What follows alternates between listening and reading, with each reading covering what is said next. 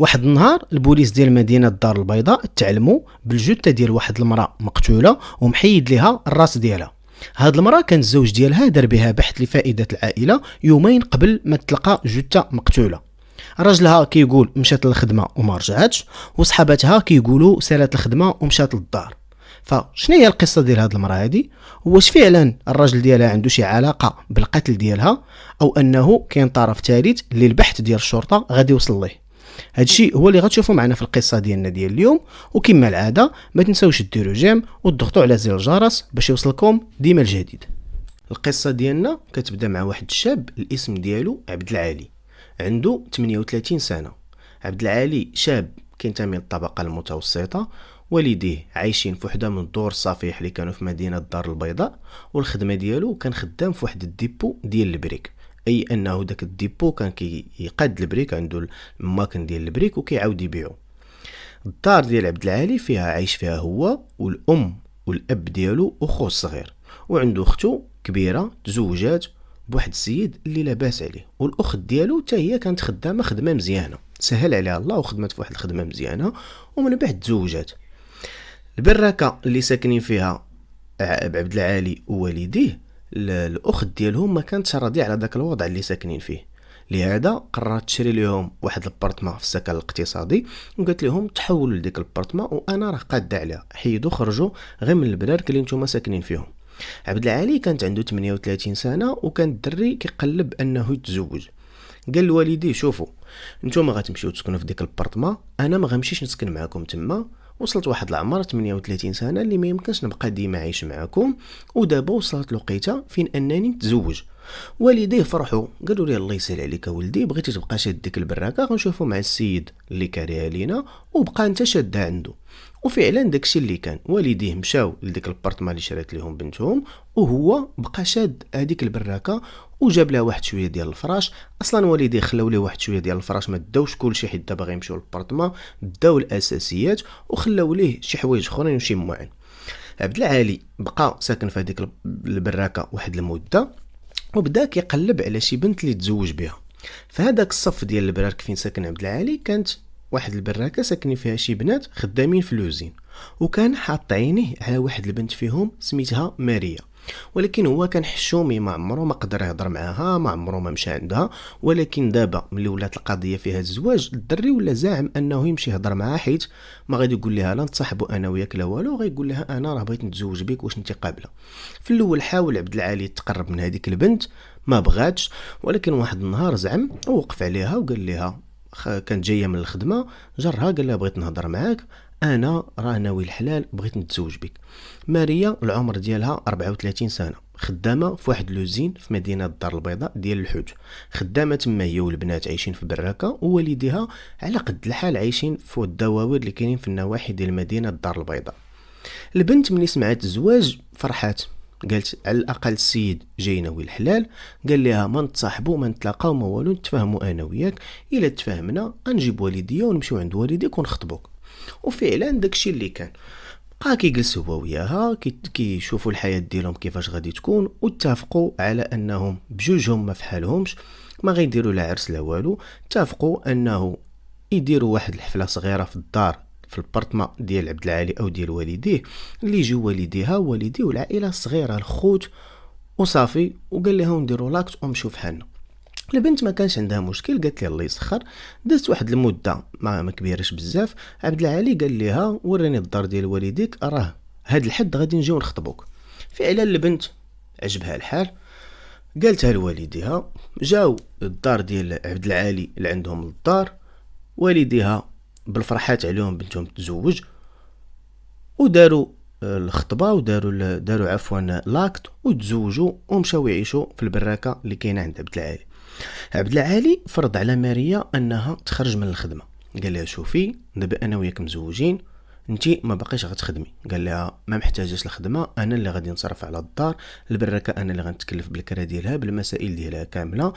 اصلا انت قال لها خدامه في وزين، والوزين فيه الاختلاط وكتلاقي مع عباد الله وما كتجي حتى لواحد الوقيته بالليل، حيت الخدمه ديالها كانوا تيخدموا في الصمته ديال الحوت، وكان على حساب الفاياج ديال داك النهار شنو فيه. يعني البنت تقدر تخدم حتى الوحده د الليل حتى الجوج د الليل على حساب.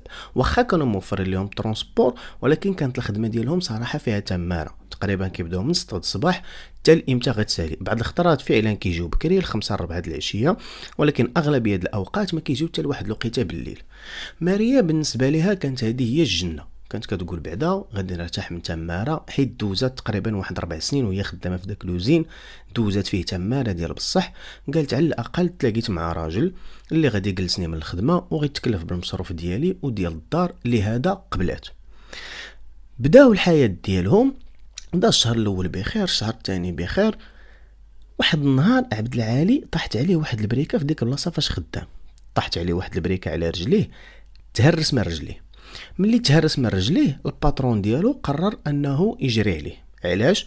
حيت هذيك ما كانتش اول حادثه كتوقع لعبد العالي في ديك البلاصه فاش خدام. هاد المره طاحت عليه بريكه، من قبل تسد عليه واحد الباب، جاه انه مستهتر وكيجيو منه غير المشاكل. قال ليه المره الاولى كليتيها في يديك، دابا عاوتاني كليتيها في رجليك. هذيك الخدمه اللي كان خدام ماشي شي خدمه اللي كبيره، يعني ما مديكلاريهم لا فلاس ان اس اس لا والو. السيد ما باغيش الصداع، قال لي عرفتي اش غادي دير انت، كيجيو منك غير المشاكل. دا للسبيطار، دار ليه القبص، اعطاه حسابه، قال ليه الله يعاوننا ويعاونك. عبد العالي جا لدارو، قص تقريبا واحد الشهر على ما برا ليه القبص. حيد القبص، هذاك الحساب اللي عطاه هذاك السيد اللي كان خدام معاه قدر انه يعيش به هذيك المده. من بعد خرج يبدا يقلب على خدمه. عيا عبد العالي ما يدور، ولكن للاسف ما لقاش خدمه. وبيني وبينكم ما كانش كيقلب على ديك الخدمه ديال كيخرج من 6 الصباح وهو كيقلب ما يجي حتى العشيه. السيد كان كينعس، ما كيفيق حتى ل 11، عاد كيمشي واحد ساعتين يقلب على الخدمه وكيجي كيقول لها راه ما لقيتش خدمه. اليوم غدا ماريا بدا هادشي كيطلع لها في الراس، حيت كانت موالفه واحد المعيشه اللي كانت على قد الحال متوسطه، على الاقل كان كيتخلص شويه. النيفو ديال المعيشه ديالها بدا كيهبط، كتشوف السيد انه مستهتر بعض الشيء، ما باغيش يمشي يخدم. بدات كتحس به انه ولا معكاز، هو مبلي بالكارو، كتشوف انه كيكمي بزاف. عوض ما يحيد الكارو على الاقل يبين لها غير النيه ديال انه بعدا واحد الحاجه اللي كدير ليا الفلوس هاني حبستها. هو على العكس بقى كيكمي الكارو. المعيشه ديالهم غدا وكتهبط، كانوا كيتغداو بالطواجن، مره كيجيب لها غير البيض مره. المهم الحياه ديالهم ولات في الحضيض، ساكنين في براكه. زيد عليها انه ما عايشينش مزيان، زيد عليها انه ماريا كانت قبل قاده براسها، كانت واقفه على شغلها ما محتاجه حتى شي واحد. هنا بداو بيناتهم المشاكل. واحد النهار كيتناقشوا، ماريا قالت ليه شوف، الا انت مازال ما لقيتي خدمه، على الاقل خليني انا نرجع للوزين. راه دابا انا خدمت في داك لوزين 4 سنين، راه الا رجعت عند الكابران راه ما يقدرش يقول لي لا، حيت انا عارفه السماطي، عارفه الخدمه، عارفه بزاف ديال الحوايج، ما عنديش مشاكل مع عباد الله، راه غنرجع نخدم. قالت ليه نرجع نخدم على ما تلقى انت عاوتاني خدمه، واحد شهرين و 3 شهور غير توقف على رجليك ونخرج. السيد قال لها واخا، موافق. قال لها صافي الله يسخر، رجعي للخدمه. فعلا مشات هضرات مع دوك البنات اللي كانوا خدامين معاها، هضروا مع الكابران، قال لهم صافي الله يسخر خلوها ترجع تخدم. رجعت خدمات. السيد ما لقاش خدمه، بقات ديك البنت خدامه تقريبا مده ديال شهرين. السيد ما لقاش خدمه، بل انه وصلت به ديال انه ما بقاش كيقلب على خدمه كاع، ولا غير جالس في الدار. كتفيق هي مع 6 الصباح كتخليه ناعس، كترجع بعد الخطرات مع 4 كتلقاه يلاه فايق. يعني السيد ولاو كتافو باردين، ولا بحال الا بدا كيعول على مرتو انها هي تصرف عليه. هاد الشيء بدا كيخلق لهم مشاكل بيناتهم، ولاو الصداعات، ولاو المراه في هذه الحاله راه شي حاجه طبيعيه انها بدات تنتقص من الراجل، ولات كتسمعوا شي هضره، هي كانت كتسمعوا ديك الهضره في العقل ديالها انها غتحفزو باش يزيد يخدم، ولكن هو عاد ما زاد فيه، عاد ما زاد يبقى جالس في الدار، ما يبقاش مسوق. المهم الزوجين بداو بيناتهم المشاكل، ولاو الناس كيسمعوا صداعهم في الزنقه. داز تقريبا من بعد ما خدمات ماريا في هاد لوزين، دازت واحد 3 شهور. واحد النهار عبد العالي مع الصباح فاق، ما كيلقاش مرتو في الدار، موالف. لقيت اللي كيفيق هو المراه كتكون رجعات للدار، مثلا الا هو نعس معطل كيفيق مع 4 ل5 د العشيه، المراه كتكون في الدار. الا تعطلات كيعرف انها ل 12 الوحده غتدخل للدار. داك النهار فاق مع 5 د العشيه، لقاها مازال ما جاتش، قال ماشي مشكل، مشى للقهوه، رجع وصلت ل10 باقي ماشي مشكل. ولكن وصلت ل 12 لوحده جوج، المراه مازال ما جاتش للدار. بقى السيد كيتسنى شحال، جوج ديال العشيه مازال ما جاتش، 3 مازال ما جاتش، 4. بقى ديك الليله كامله كيتسنى، المراه ما بانتش. هنا عبد العالي غيفيق، غيبدا يسول الناس اللي خدامين معاها. غيمشي عند دوك البنات اللي خدامين معاها، غادي يسولهم على مرتو فين هي. البنات كيقولوا له ودي راه جينا كاملين، غير هما الطريق مناش كيدوزو ماشي هي الطريق مناش كدوز هي. هما كيدوزو من واحد الزنقه من لهيه، وهي كدوز من واحد الزنقه قريبه ليها للدار. كيقول لهم ودي انا راه ما شتاش. كيقولوا ليه البنات حنا راه المراه جات معنا في الطريق البارح، جينا كاملنا في الترونسبور، هبطنا الطريق اللي موالفه كدوز معاها راه كدوز معاها، شكون كان معاها راه كدوز من ديك الطريق بوحدها، ما كيدوز معاها حتى شي واحد. هنا عبد العالي غيقرر يمشي عند البوليس. غيمشي عند البوليس غيعاود لهم القصه ديالو. مرتي خدامه في لوزين، موالفه على حساب الخدمه، كل مره معاش كتجي، مره ل5 مره ل6 مره ل10 مره ل1. هاد الخطره راه ما جاتش، راه وصل الصباح ومرتي مازال ما بانتش. البوليس خداو الاقوال ديالو، عمروا ليه المسائل ديالو، قالوا ليه واخا دابا البحث لفائده العائله درناه، غادي نصبروا واحد شويه الا ما بانتش، وديك الساعه راه غادي نباشروا البحث ديالنا. دازت 24 ساعه، عاود رجع عندهم، قال لهم واش كاين شي جديد على مرتي، راه مازال ما بانتش. قالوا لي واش قلبتي في السبيطارات، قال لهم لا. قالوا لي وسير شوف السبيطارات، ما تعرف تكون وقعت لها شي حاجه ولا. قال لهم ودي راه المراه جات مع البنات، وراه البنات مشاو لديورهم وهي ما جاتش للدار، يعني المراه راه وقعت لها شي حاجه غير من تما للدار. قالوا لي واخا غير سير شوف السبيطارات وشوف، ما تعرف تكون وقعت لها شي حاجه طاحت داوها وما فراسكش. مشى السيد للسبيطارات، كيقلب في الكوميساريات الاخرين ما لقى والو. رجع عند البوليس قال لهم ودي المراه راه ما بانتش. قالوا لي واخا صافي سير، حنا راه الا وصلنا شي جديد راه غنجيو عندك، بلا ما تجي، بلا ما تبقى كل مره تجي عندنا، راه نهار نوصلوا لشي حاجه ولا توصلنا شي معلومه راه غنجيو عندك. هنا البوليس عمموا البحث على جميع المراكز، الى جاب الله بانت المراه، حيت عندهم المواصفات ديالها ها السميه ديالها، الى بانت يتعلموا. دازت تقريبا 24 ساعه، او هنا دازت 48 ساعه على الاختفاء ديالها، ودازت 24 ساعه على اخر مره كانت المراه عند اخر مره كان راجلها عبد العالي عند البوليس. البوليس كيعيطوا لهم شي ناس كيقولوا لهم راه الجثه ديال واحد المراه تلقات في واحد الغابه خارجه على داك الكريان تقريبا بواحد 5 كيلومتر. البوليس علموا النيابه العامه، انتقلوا لعين المكان، كيلقاو الناس مجموعين، رجعوا الناس كاملين اللور باش لا جاب الله وقع، زعما لا جاب الله كاينه شي حاجه اللي شي اثار ولا هذا، الناس ما يفسدوش داك المعالم الجريمه ولا معالم مسرح الجريمه.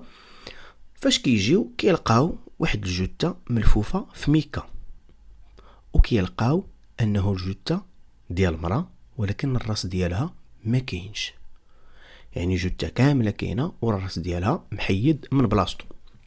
البوليس هنا غيبداو التحقيقات ديالهم غير في عين المكان، غادي يسولوا شكون اللي لقى الجثه. كيجي واحد البوعار ميخالي كيقول لهم ودي انا اللي لقيت الجثه. كيفاش لقيتيها؟ قال لهم ودي راه بانت لي هاد الميكا الكحله هنا، بانت لي راه ماشي هي هذيك طويله، فاش جيت قربت ليها غير حليتها كيبان ليا الجسد ديال بنادم، وانا رجع اللور بديت كنعيط للناس شافوها عيطوا لكم جيتوا. اول حاجه ردوا ليها البوليس البال هي انه الجثه ما تقتلاتش تما، بين اول حاجه من الميكا البلاصه فاش تلقات ما بين فيها والو، اذا هاد الجثه تهزات من شي بلاصه وتنقلات تحطات في هاد الغابه هادي. جاو الناس ديال مسرح الجريمه قلبوا تما مزيان، خداو كاع المسائل ديالهم، داروا التحريات التقنيه ديالهم، تسالاو، تهزات الجثه،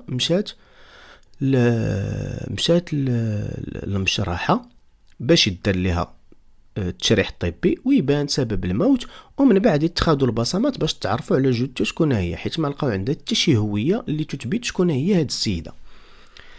داز تقريبا واحد 48 ساعه، عبد العالي باقي كيقلب على مرته في الضفه الاخرى، باقي كيسول عليها، باقي كيسول البنات اللي خدامين معاها واش المراه ما بانت، واش ما عندكم حتى شي معلومه عليها، لحد الساعه ما كاين والو. 48 ساعة جا التقرير ديال البصمات اللي كيقول انه هذيك السيدة اللي تلقات مقتولة تما هي ماريا، السيدة اللي الزوج ديالها داير بحث لفائدة العائلة، كيقول انه السيدة ملي مشات للخدمة ما رجعتش. البوليس غادي ينتقلوا لعند عبد العالي البراكة ديالو، السيد ما كيدير والو، غيلقاو غير في البراكة ديالو. فين غيلقاو؟ مشاو عنده، دقوا البراكة، خرج عندهم، السلام عليكم. وعليكم السلام. قال لهم امضرا واش وصلتوا لشي حاجه على الزوجه ديالي؟ قالوا لي غادي تمشي معنا. قال لهم علاش؟ قالوا له ودي غير يلاه معنا حتى تما وتعرف علاش.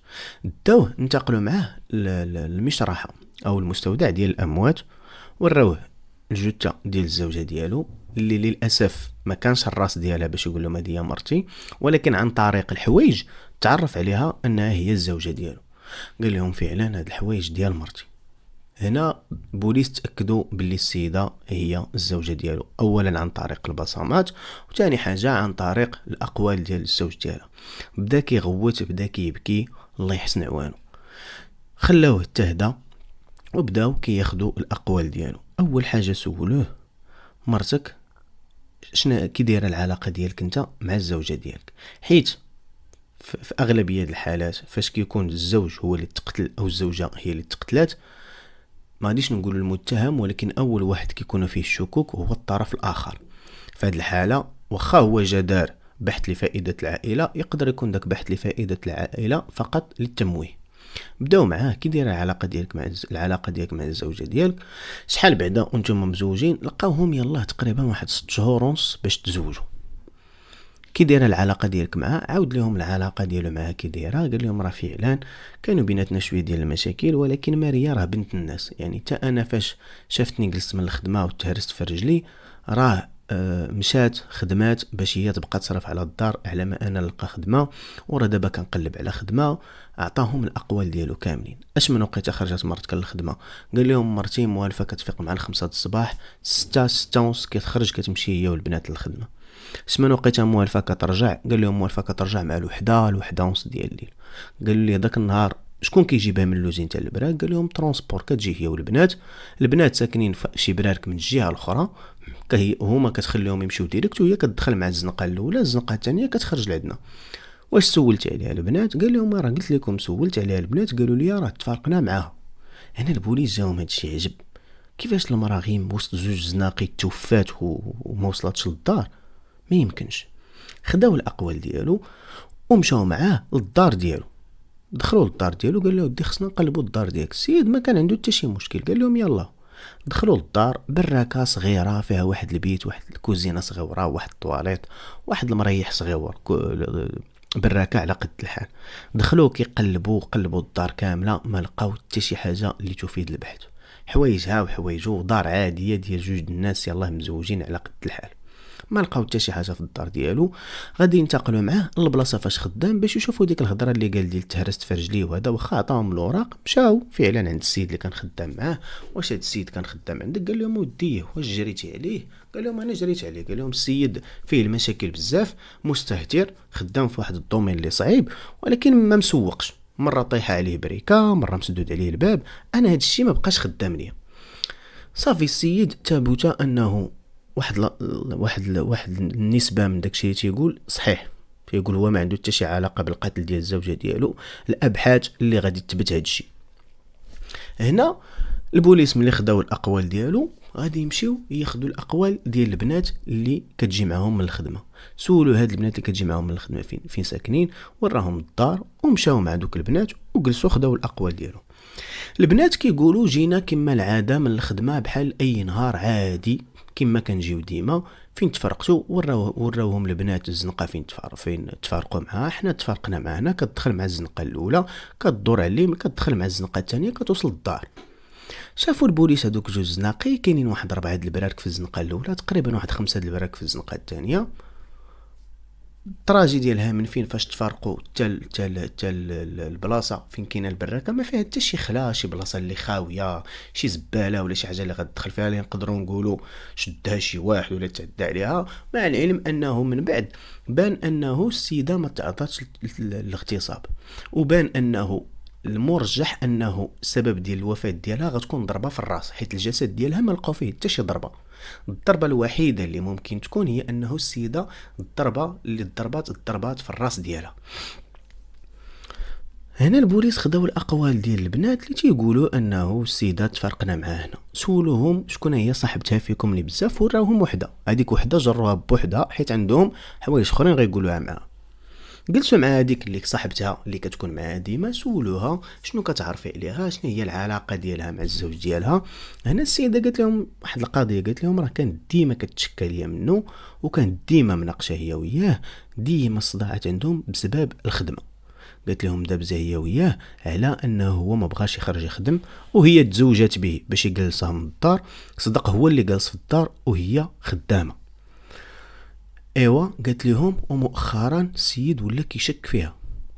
كيفاش؟ قالت لهم ودي ولا كيشك فيا، كيقول لي انت ما بقيتيش مسوقه ليا، بمعنى انها المراه ما بقاتش بغات تنعس معاه، ما بغاتش دير معاه علاقه في اطار الزواج، ما بقاتش بغات. قال لها انت وليتي كتخونيني، على من الله اش كديري مع دوك الكبرانات اللي معاك الرجال زعما. يعني هنا القضيه ما بقاوش مشاكل في الدار غير بسبب الخدمه، ولكن السيد ما خدام ما ردام، وزايدها كيشك في واحد المراه اللي كتدوز واحد من 6 الصباح حتى لواحد الوقيته بالليل، راه كتفوت بعض الخطرات 12 ساعه ديال الخدمه في النهار. هاد المعلومه هو ما كانش عطاها لهم، انه بدا كيشك فيها انها كتخونو، انها ممكن تكون مصاحبه مع شي واحد اخر. والبنت كتقول انه المراه كتمشي للخدمه وكتجي للدار، ونهار الحد اللي ما كتكونش خدامه فيه، قالت لهم اللي في الاصل داك الحد كانت كدوزو معانا، كنصبنوا حوايجنا الصباح والعشيه كنخرجوا ندورو. قالت لهم حتى داك الحد ما بقيناش كنشوفوها. ولات المراه كتجي للدار كتصبن الحوايج، كطيب ليه ما ياكل، النهار كامل ديال الراحه ديالها اللي خصها تخرج فيه مره في شحال اللي كتخرج. يعني السيده تبدلات حياتها، اللي طبيعي انها ما تبقاش حامله هذا الزواج هذا. خداو الاقوال ديال هاد البنات هادو وهما يرجعوا عند الزوج ديالها عبد العالي. قالوا لي ودي البنات كيقولوا انه دازت من هنا لهنا، وصلت في الاصل خصها توصل عندك للدار، انت كتقول انها ما جات، ولكن فاش جبناك المره الاولى ما قلتيش انه صداع اللي واقع بينك وبين الزوجه ديالك فيه حتى قضيه ديال الخيانه. هنا السيد بحال تشوكا واحد شويه، قال لهم ودي فعلا وقع بيناتنا واحد الصداع، وقال لهم واحد القضيه. قال لهم علاش انا وليت شك فيها الخيانه، حيت هي كانت كتقول لي واحد الهضره على واحد صاحبتها معاه في الهوزين. هاد صاحبتها شنو هي القصه ديالها؟ قال لهم هاد صاحبتها كانت مزوجه بواحد السيد، كان عندها معاه وليد، وحصلها كتخونو مع واحد السيد واحد اخر وطلقها.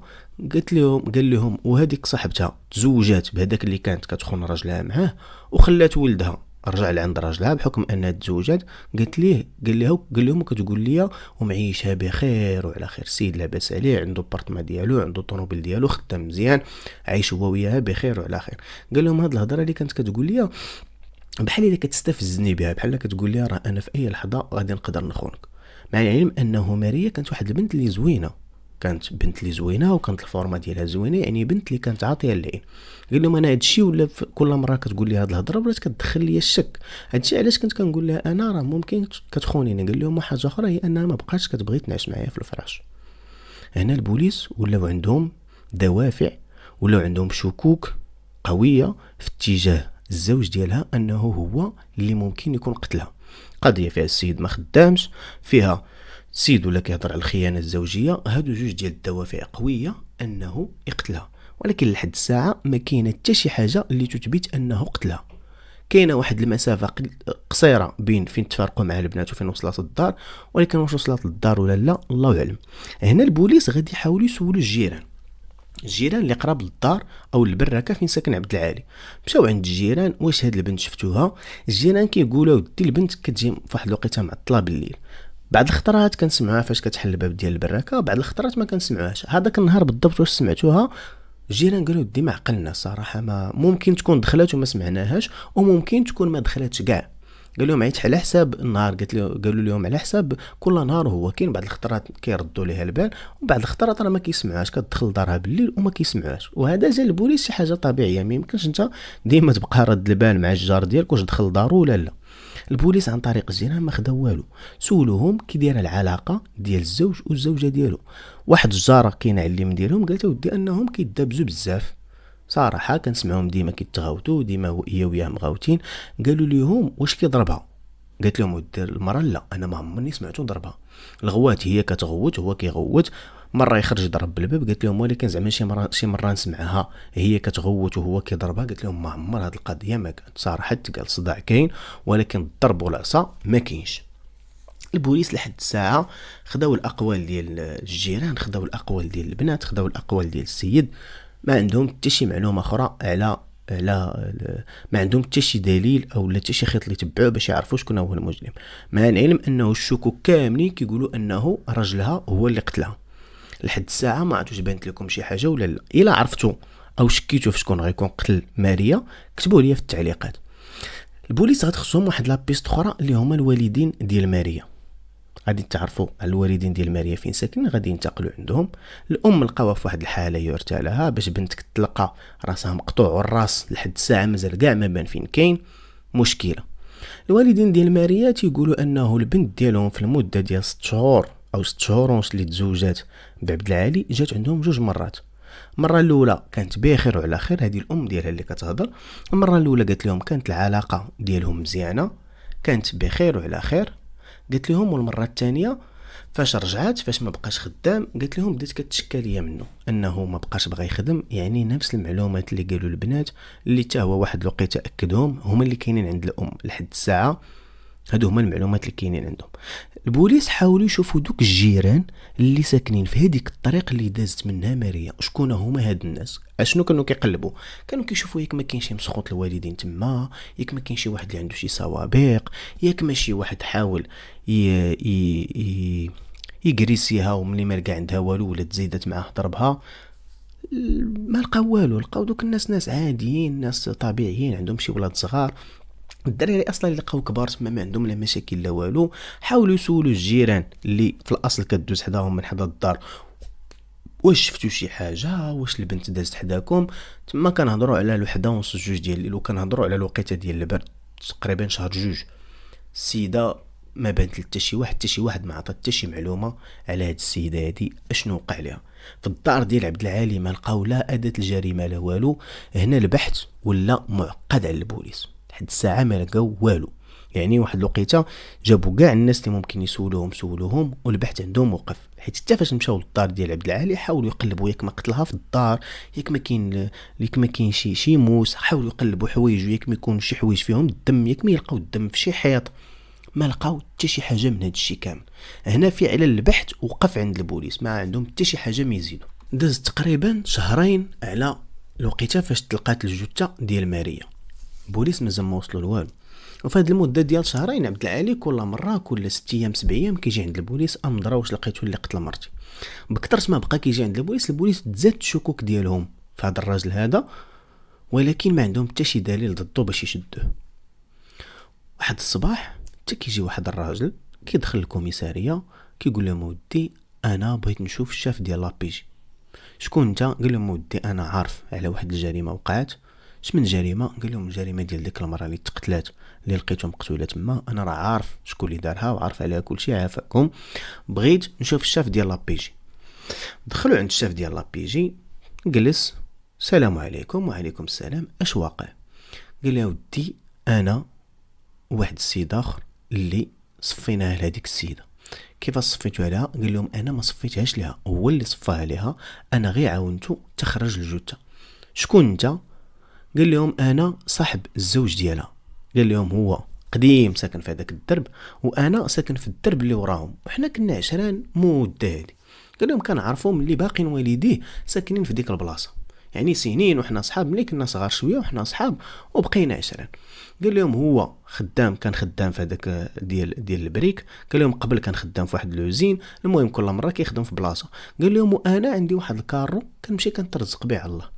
قال لهم مره كنهز به البريك. قال لهم فاش كتكون القضيه ناشفه كندير ليه الشبكه من الجنب وكنحاول نهز الماكله ديال البهايم، ولا كان ميخل كنجمع الميكات. المهم قال لهم مسلك راسي. قال لهم صاحبي كنجلس انا وياه مره ما جوج في القهوه وديما كيتشكى ليا من المراه. قال لهم عنده مشكل معها ملي وقع ليه المشكل ديال الرجل، خرجت هي تخدم.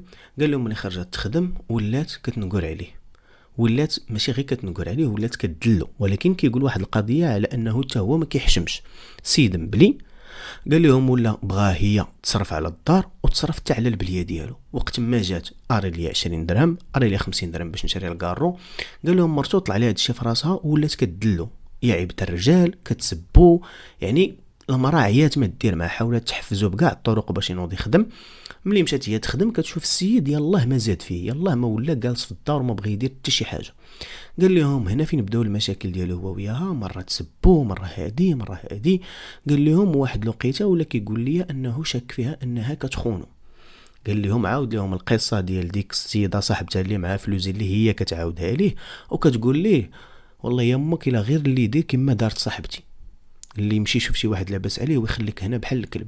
قال لهم السيد هاد الكلمه اللي قالت ليه ما بغاتش تدوز ليه، بقات وحله ليه في حلقه، ما رضاش.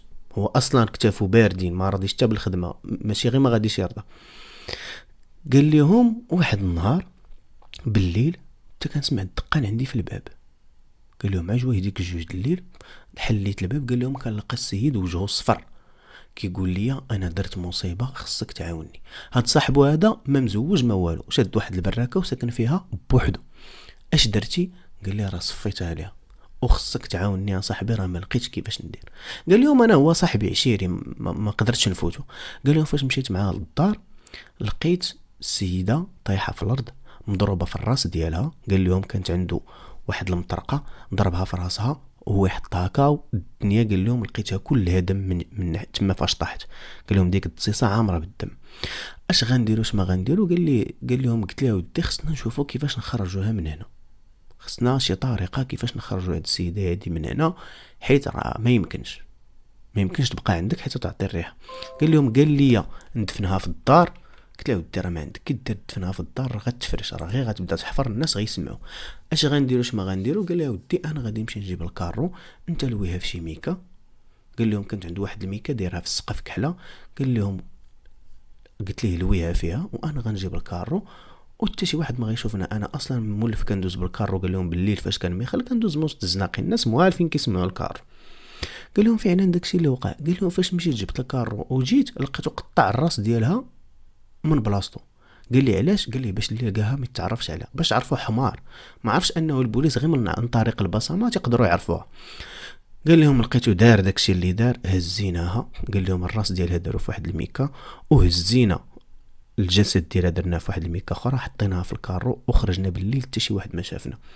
قال لهم مشينا وصلنا داك القنت في الغابه لحناها والراس فينا هو. قال لهم الراس لحناه في الواد فيه واحد القلته كبيره. قال لهم لحناه في داك الواد وجينا بحالنا. قال لهم فاش جينا رجعت انا وياه للدار، سيق ديك البلاصه كامله مزيان، دوز ليها جافيل مسح كلشي. قال لهم حيد حوايجو، عطاهم ليا، اعطاني واحد المنشار عنده داك باش كيخدموا العود. قال لهم واعطاني مطرقه. قال لي شوف راه البوليس غيجيو عندي راه المراه الا ما بانتش غيجيو عندي. قال لهم وقلت ليه كيفاش غتفكها تما. قال لهم فين طاحت علينا الفكره ديال انها المراه خرجت وما جاتش. قال لهم اتفقت انا وياه باش هو يمشي يدير بحث لفائده العائله، يدير على انه كيقلب على مرته. هنا البوليس سولوا السيد قالوا لي ولكن انت شنو اللي خلاك تجي تعترف؟ قال لهم ودي ما قدرتش. قال لهم هاد المده كامله ما كنعش. قال لهم الا نعست كنعس ساعه وكنفيق. قال لهم ما قدرتش نستوعب. قال لهم في الاول ديك يومين الاولى دازت عاديه. قال لهم ولكن من بعد فاش تلقات الجثه والناس عرفوا قال لهم ما بقيتش قادر الناس. قال لهم ما قديتش. وقال لهم هاد الهضره ما قلتهاش ليه، بقيت ساكت. قال لهم حيت خفت الا نقول ليه شي حاجه وصدق مصفيها ليا حتى انا. قال لهم بقيت صابر كل نهار كنقول لهم غنجي عندكم غدا، غنجي عندكم اليوم، غنجي عندكم. قال لهم صافي ما قديتش اللهم. قال لهم صيفطوني للحبس، انا التانيب بالضمان ما بقيتش قد عليه. بوليس خداو الاقوال ديالو سدوا عليه، علموا النيابه العامه امرت بالقبض على الزوج ديالها. جابوا الزوج ديالها كما العاده، جابوه دخلوه بداو معاه البحث. مرتك ما لقيناهاش. بهنا بداو كيتهموه انه هو اللي قتلها. السيد حاول ينكر وما يقولوا ليه شوف صاحبك راه جبناه راه جا اعترف بكل شيء. داروا ليه المواجهه هو وصاحبه وهنا غيعترف تقريبا بنفس الاقوال اللي اعترف بها صاحبه. قال لهم المشكل اللي عندي معاها هي انني كنت شك فيها كتخونني. قال لهم هذيك الكلمه اللي قالت لي ديال لمك غير اللي تزوج ويدير لك كما دارت هذيك لراجلها. قال لهم ما تسرطاتش ليا. قال لهم والسيده ما بقاتش كتبغي تنعس معايا. قال لهم حقي ما بقاتش كتبغي تعطيه ليا. قال لهم الشيطان بقى كيلعب عليا. قال لهم سيمانه وانا كندور اش غندير اش ما غندير. قال لهم ديك الليله حلفت تنصفيها لها. قال لهم تسنيتها حتى جات، كنت ورا الباب. قال لهم تفحات الباب، حلاتو، دخلات. قال لهم غير زادت واحد 3 الخطوات مازال. قال لهم حيت البراكه ما فيهاش الضو، قال لهم زادت غير واحد شويه، هزيت المطرقه عطيتها على الراس. قال لهم عطيتها على الراس طاحت. والقصه راه هي اللي كمل صاحبه. قال لهم تخلعت، ما عرفتش شنو غندير، مشيت عيطت لصاحبي وحيت ليها الراس ديالها باش الناس ما يتعرفوش عليها، وهزيناها وديناها للغابه والراس لحناه في الواد.